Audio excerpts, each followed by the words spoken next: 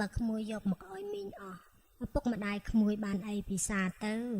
មីងមិនចាំបាច់ក៏បានដែរណាក្មួយបាទមានហើយអ្នកគ្រូដោយសារតែគ្រួសារខ្ញុំមានហើយអ្នកគ្រូចឹងបានខ្ញុំយកមកឲ្យអ្នកគ្រូខ្លះពុកខ្ញុំបាននិយាយអញ្ចឹងអ្នកគ្រូបីឲ្យឯងយល់ដឹងអំពីពិភពនៃការរស់នៅក្នុងភូមិអ្នកគ្រូកំពុងតែឈរនៅក្រៅផ្ទះជាមួយនឹងប្តីនារីជាមួយនឹងសវណ្ណបានធ្វើដំណើរមកកាន់ផ្ទះអ្នកគ្រូដើម្បីអរគុណខ្ញុំពិតជាអរគុណខ្លាំងណាស់គុំតែបានអ្នកគ្រូជួយខ្ចីបុលការគេទៅឲ្យគេវេះកាត់ខ្ញុំម្លេះខ្ញុំមិនមានជីវិតដល់ថ្ងៃនេះទេខ្ញុំអរគុណច្រើនណាស់អ្នកគ្រូមិនអីទេ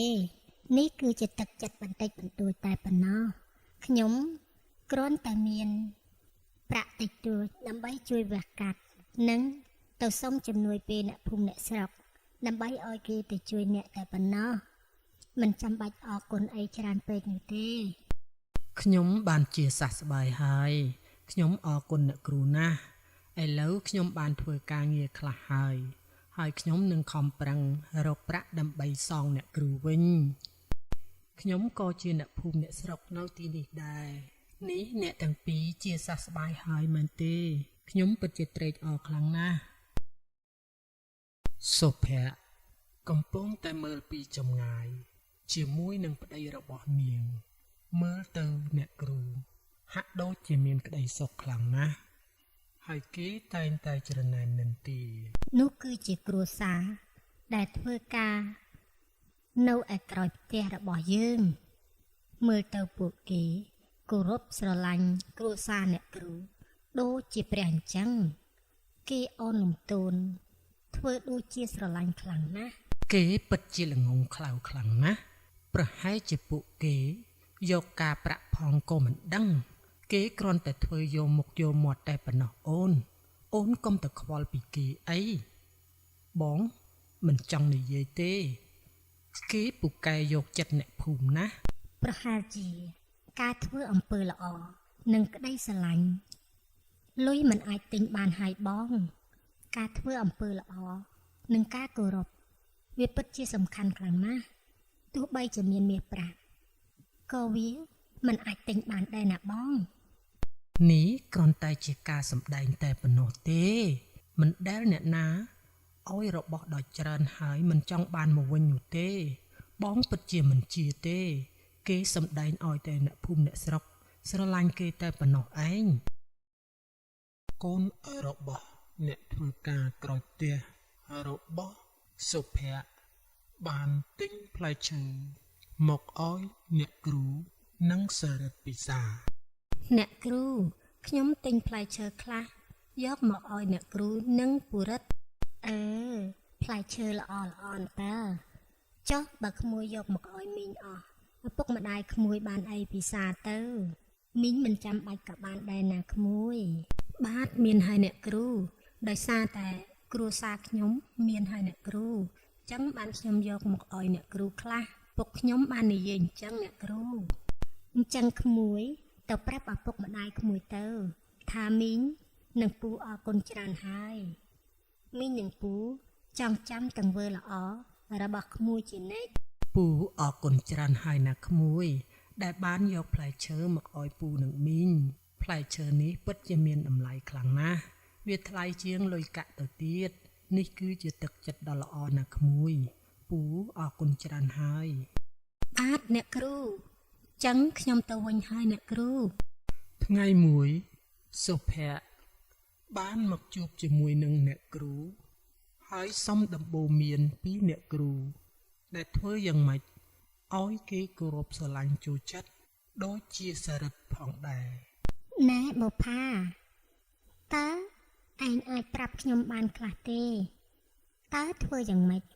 ទើបអ្នកភូមិអ្នកស្រុកស្រឡាញ់និងចូលចិត្តដូចជាប្តីឯងទៅខ្ញុំមើលទៅអ្នកភូមិអ្នកស្រុកដូចជាស្រឡាញ់ចូលចិត្តប្តីឯងខ្លាំងណាស់មិនក៏នៅសុកសុភ័ក្រមកសួរខ្ញុំដូចនេះទៅវិញខ្ញុំជាអ្នកមាននៅក្នុងភូមិនេះតែពួកគេមិនស្រឡាញ់ចូលចិត្តខ្ញុំសោះ ពេលដែលគេឃើញពួកឯងគេស្រឡាញ់ចូលចិត្តខ្លាំងណាស់តែពេលដែលគេឃើញពួកខ្ញុំគេគិតតែរត់ហើយមិនចង់មើលមុខខ្ញុំទៀតផងអូសុភ័ក្ររឿងនឹងគឺងាយខ្លាំងណាស់អ្វីដែលយើងបានផ្ដល់ឲ្យគេនោះហើយគឺជាការស្រឡាញ់ពេលដែលយើងឲ្យអ្វីទៅអ្នកណាម្នាក់គេនឹងតបស្នងមកយើងវិញហើយនឹងមានភាពស្មោះត្រង់ក្តីស្រឡាញ់នោះនឹងមកដោយខ្លួនឯងហើយអូបើអញ្ចឹងខ្ញុំយល់ហើយខ្ញុំអរគុណច្រើនហើយដែលបានបញ្យល់ណែនាំខ្ញុំនឹងធ្វើឲ្យបានល្អបំផុតដើម្បីឲ្យអ្នកភូមិអ្នកស្រុកគេស្រឡាញ់និងចូលចិត្តខ្ញុំដូចជាសរិទ្ធនិងបុប្ផាផងដែរសារ៉ាត់និងគ្រូបានមកលេងផ្ទះរបស់ប្តីសុភ័ក្រពេលនោះប្តីសុភ័ក្រនៅតែម្នាក់ឯងអេសារ៉ាត់លោកគ្រូលីតើអ្នកទាំងពីរមកទីនេះដើម្បីអីដែរខ្ញុំពិតជាភ្ញាក់ផ្អើលខ្លាំងណាស់មិនដែលឃើញអ្នកទាំងពីរមកលេងផ្ទះខ្ញុំទេគ្រូមកទីនេះដើម្បីចែករំលែកនៅបទពិសោធន៍និងរឿងរ៉ាវខ្លះៗឯងរកស៊ីមានបានក៏ពិតមែនក៏ប៉ុន្តែមិនចេះជួយចែករំលែកហើយគ្មានអ្នកណាស្រឡាញ់ចូលចិត្តឯងនោះទេ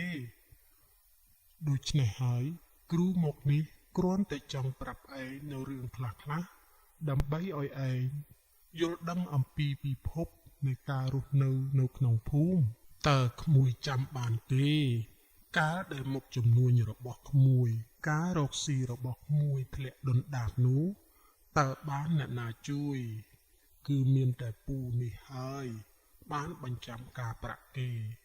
ឲ្យក្មួយរកស៊ីបន្ត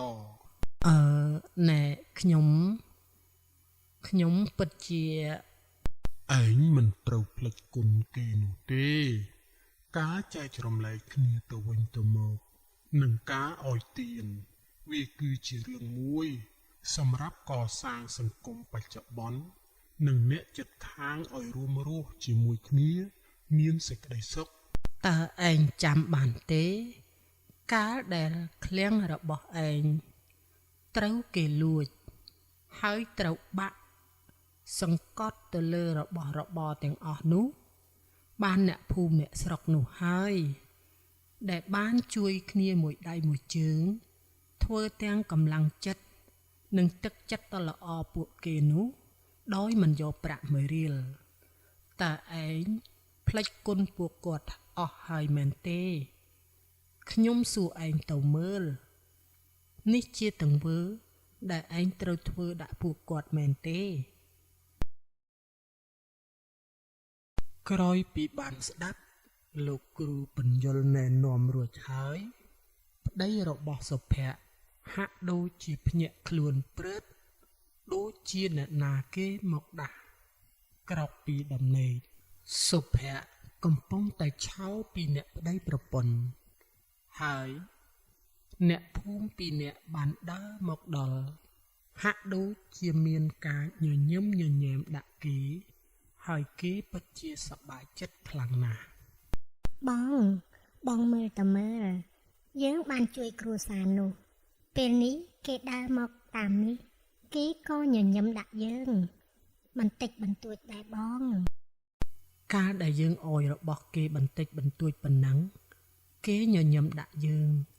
បងហាក់ដូចជាមានអារម្មណ៍ថាបងបានធ្វើអ្វីមួយដែលសប្បាយក្នុងចិត្តខ្លាំងណាស់